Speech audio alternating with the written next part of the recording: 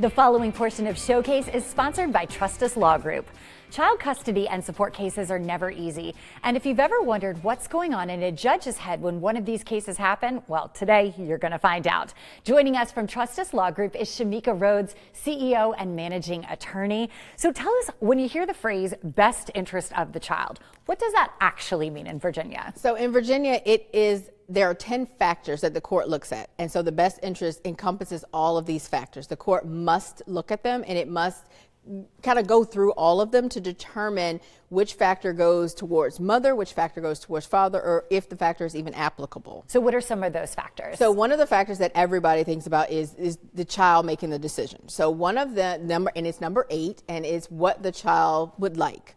And it's only coming into play if your child is of an age where they can, or mental capacity where they can say, I'd prefer to live with mom, or I'd prefer to live with dad, and then the court will use that as one of the factors. One of the other is one parent's facilitating a relationship with the other parent. Okay. So if someone is withholding the child, that's a factor that's not going to go in their favor because they are keeping that child from a relationship with their other parent. Gotcha. So there's positive and negative factors Yes. that influence all of those decisions. It does, yes. Does the judge care if one parent refuses to co-parent well? How important is that? That is a very important one because with legal custody, the parents have to make decisions about their child and they have to be able to do it together. If they are unable to co-parent and come to agreements or disagreements, then the court will give one of them the ability to make all of those decisions. And so if the parents are not able to co-parent, one of them is likely to not be able to co-parent. I have friends that have been going through this process and they've been saving texts and emails and social media posts thinking that that's going to influence a custody case.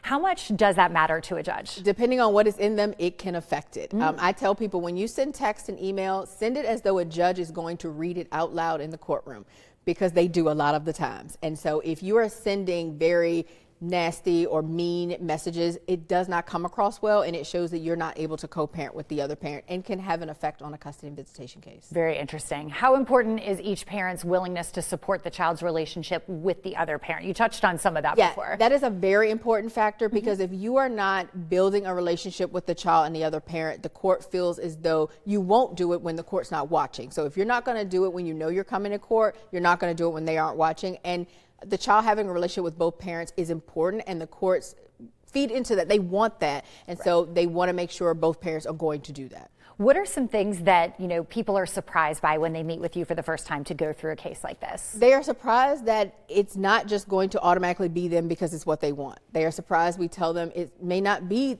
the outcome you want. You may not get the schedule you want. You're going to have to compromise.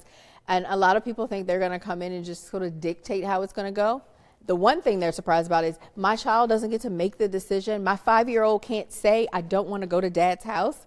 And I tell them, no, they can't. They're not going to be able to decide that. Right. Because they're 5. What is something that you wish more people knew ahead of time? I wish more people knew to communicate and keeping the communication. And if you have a very contentious relationship, keep it in writing. Good call. Yes. Because everything may be used in that courtroom, as you're Yes. saying. This has been some fantastic advice. And if you want to learn more about Trustice Law Group, you can actually scan that QR code you see on your screen right now to schedule your consultation. You can also visit trustice.us, follow on social media, or give them a call today at 804-570-1827. Thank you so much for the advice. And the preceding portion of Showcase was sponsored by Trustice Law Group.